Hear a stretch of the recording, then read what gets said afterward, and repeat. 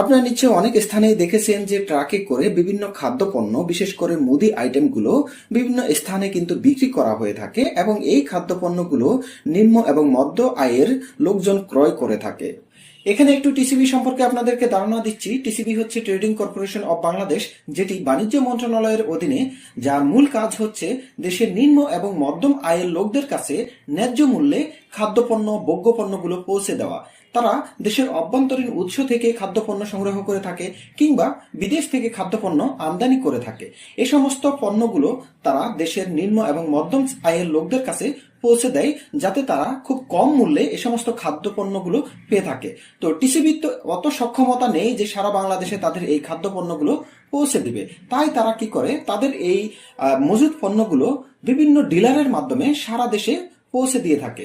সুতরাং এই ডিলারদের মূল কাজ হচ্ছে টিসিবি থেকে পণ্য নিয়ে যারা নিম্ন এবং মধ্যম আয়ের প্রকৃত ভোক্তা তাদের কাছে এই পণ্যগুলো বিক্রি করা। তো চলুন প্রথমে জেনে নেই কারা টিসিবির ডিলারশিপ নিতে পারবে। বাংলাদেশের যে কোনো ব্যক্তি কিন্তু টিসিবির ডিলারশিপ নিতে পারবে।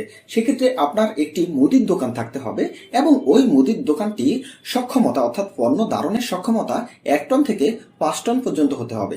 এর থেকে বেশি হলেও কিন্তু কোনো সমস্যা নেই, তবে ন্যূনতম 1 টন থেকে 5 টন পর্যন্ত পণ্য ধারণের সক্ষমতা সম্বলিত আপনার একটি মুদির দোকান থাকতে হবে। তো এরপর চলুন জেনে নেই টিসিবির নিকট থেকে ডিলারশিপ লাইসেন্স পাওয়ার জন্য আপনাকে কোন কোন কাগজপত্রগুলো দিয়ে আবেদন করতে হবে টিসিবির নিকট। এক্ষেত্রে প্রথমেই যে ব্যক্তি মালিক থাকবে অর্থাৎ যার নামে আবেদন করা হবে তার 2 কপি পাসপোর্ট সাইজের ছবি জমা দিতে হবে। দ্বিতীয়ত হচ্ছে ট্রেড লাইসেন্সের কপি, অর্থাৎ আপনার ব্যবসা প্রতিষ্ঠানটি অর্থাৎ আপনার যে মুদি ব্যবসাটি সেটি যেখানে অবস্থিত সেইখানকার স্থানীয় পরিষদের নিকট থেকে ট্রেড লাইসেন্সের কপি নিয়ে সেটি আপনাকে জমা দিতে হবে। এখানে উল্লেখযোগ্য একটি বিষয় বলে নিচ্ছি, ওই ট্রেড লাইসেন্সের ব্যবসার ধরনে অবশ্যই মুদি ব্যবসায়ী শব্দটি উল্লেখ থাকতে হবে। এরপরে তৃতীয় যে ডকুমেন্টসটি দিতে হবে সেটি হচ্ছে ব্যাংক সলভেন্সি সার্টিফিকেট।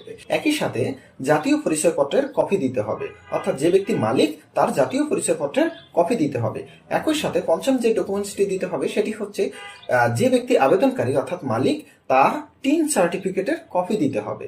একই সাথে ষষ্ঠ যে ডকুমেন্টসটি দিতে হবে সেটি হচ্ছে দোকান ভাড়া চুক্তিপত্র, অর্থাৎ আপনি যে মুদি ব্যবসাটি যেখানে করে যাচ্ছেন সেখানকার দোকান ভাড়া চুক্তিপত্রের কপিটি আপনাকে দিতে হবে।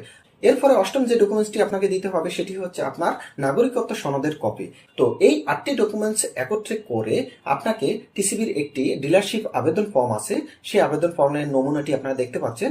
এই আবেদন ফর্মটি যথাযথভাবে পূরণ করে এই 8টি ডকুমেন্টস সংযুক্ত করে টিসিবিতে জমা দিতে হবে। এখন এই আবেদন ফর্মটি যখন জমা দিবেন তখন এই আবেদন ফি বাবদ 5,000 টাকা কিন্তু আপনাকে এই আবেদন ফি বাবদ জমা